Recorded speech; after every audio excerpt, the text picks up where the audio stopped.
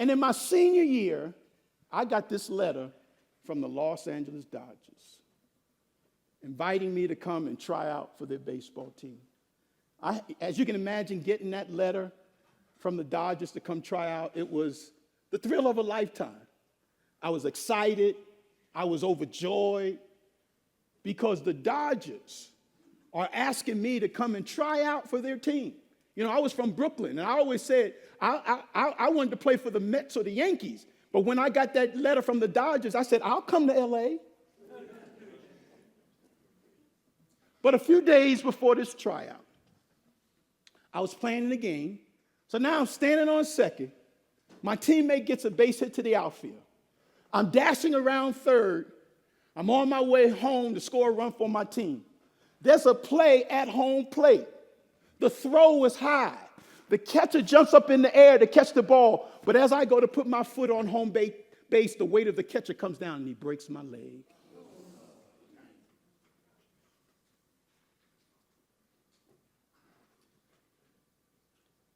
I remember that day. I remember rolling in the dirt,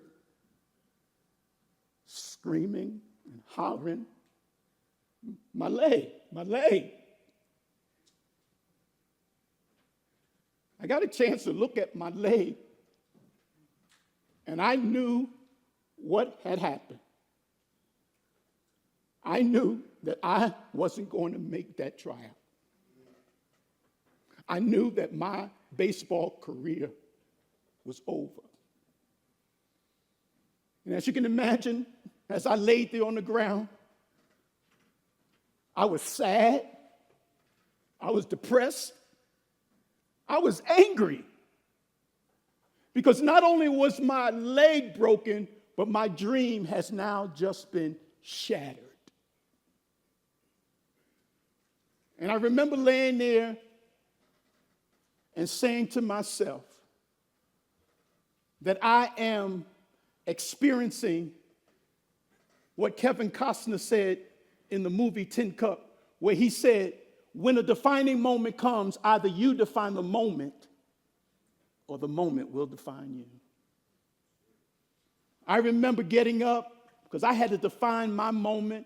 I had to define that tragedy, that obstacle, that challenge that just happened to me. I knew that I had to get up and come back. So yes, I went home. I rehabbed my leg.